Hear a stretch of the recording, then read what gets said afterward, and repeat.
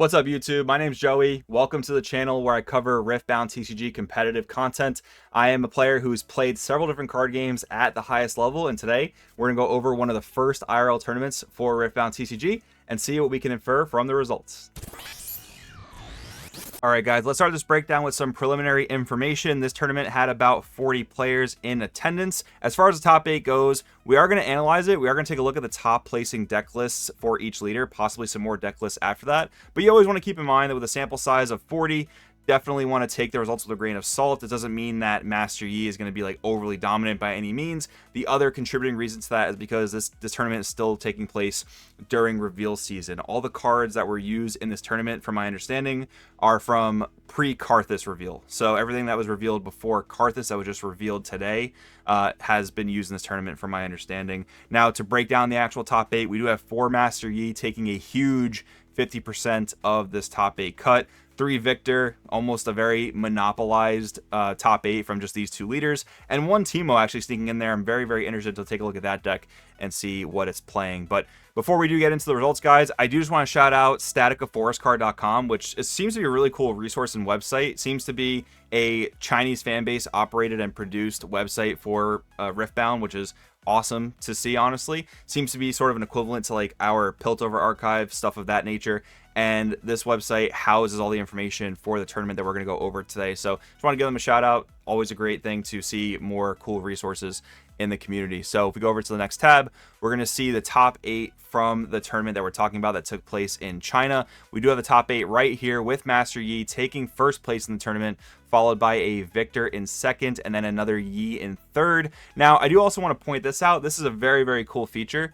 Without even clicking into the deck list, we can see what seem to be some of the key cards in the deck list, right? So you can see already the differences between the first and the second Yi list, where you have like Warwick in the first Yi list, and you have Yasuo and the new orange set in the second Yi list. So even though this top 8 was predominantly consisting of only really 2 leaders, we can see that there seems to be some high levels of diversity in the build. So maybe we'll take a look at some more deck lists just to compare and take a look at that diversity and see what these different builds are trying to do. That's a cool thing about a leader-based game. Just because you have a leader at the forefront of your deck doesn't mean your decks are one-to-one replicas of each other. There can still be diversity in that meta, even if a leader tends to be overly centralizing. However, again, keep in mind, we still have quite a few more reveals to go, so nothing here is set in stone. With that being said, let's finish up our top 8. We do have the Teemo sneaking in that 4th place. We've got Victor in 5th, followed by another Victor in 6th. And then 7th and 8th, we have 2 more Master Yis with, again, some different features here, which is pretty cool. We see the 7th place Yi list rocking a Caitlyn tech. So let's go ahead and take a look at that first place Yi list. Now, of course, the Yi leader, if you don't remember, when your unit is defending alone in a battlefield, it gets +2 power. This type of leader in the first set of any card game is already poised to be in a good spot, because early on in a game's life, when the game's just not that complicated, cards don't have as many effects as they will eventually have, 20 sets down the line. Cards that increase stats are usually pretty good because of the simplicity of the game. Now, I think Riftbound is very like involved and intricate, and that's what makes it fun to play, but a leader like Yi is definitely positioned to do well in early formats of a game like this. For our battlefields, I'm very surprised to see Arena's Greatest. It makes this look like a much more aggressive version of Yi because you're getting that early point score. A lot of Yi lists that I see, you play 3 battlefields that you just want to control and hold, and you do definitely see that with Fortified Position and the Dreaming Tree, because you want to just take control of those positions and never let that control be taken from you, because you get very high value effects from maintaining hold of these battlefields.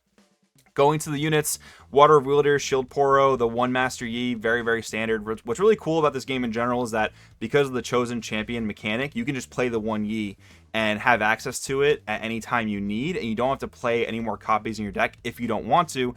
Because normally what happens with a card like this is you would play multiple copies because you want to see it throughout the game, even if you only want to cast 1 per game. And this 7-drop Yi is the perfect type of card you would play just to wrap up a game. So only having to play the 1 copy is a really awesome deck building thing when it comes to Master Yi. But the rest of the lineup is very, very interesting, though. The Warwick thing that we saw before, very cool. I'm going to jump ahead a little bit and just talk about the fact that we have the Katarina card, the spinning blades. I can't remember the name, and it's not in front of me here, obviously.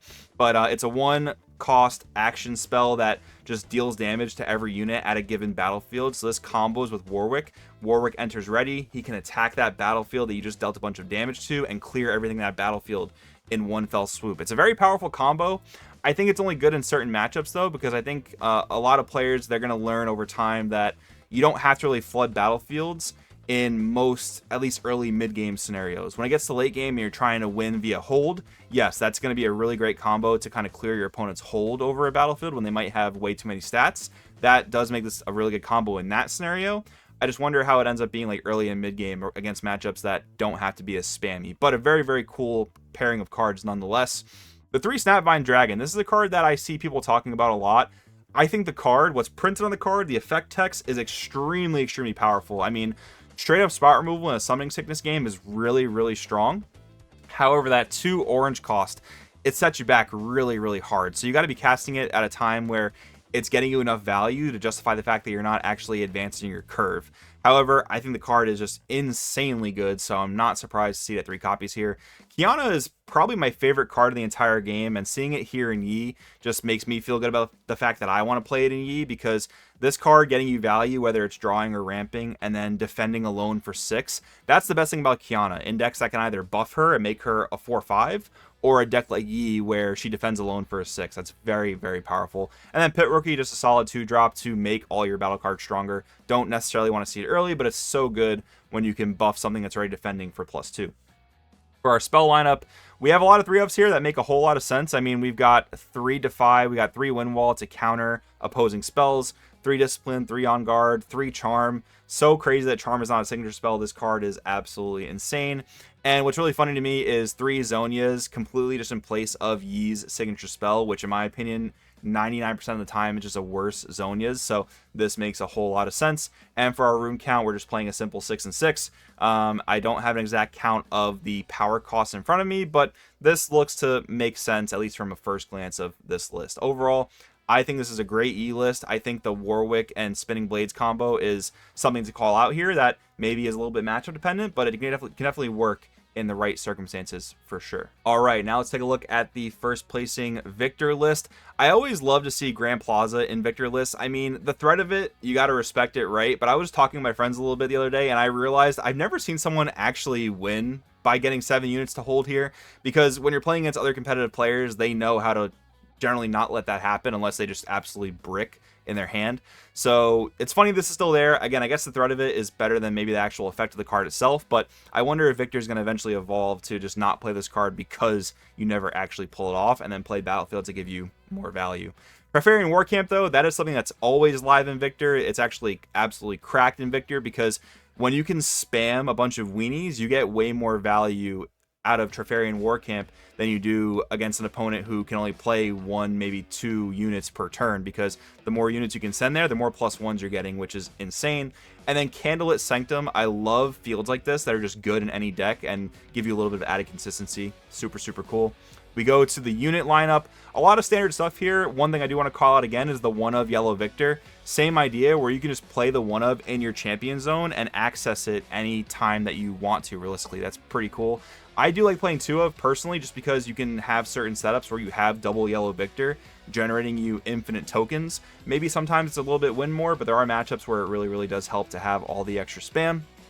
And then a lot of other standard stuff. 3 Noxian Drummer is very cool here as a 3-drop. And then the Machine Evangel, setting up more tokens upon being KO'd. Very, very strong. Looks like we're dealing with more of a mono-yellow list, which we also saw won Max Tapera's online TTS tournament. So maybe that's going to be a trend we see with Victor going forward.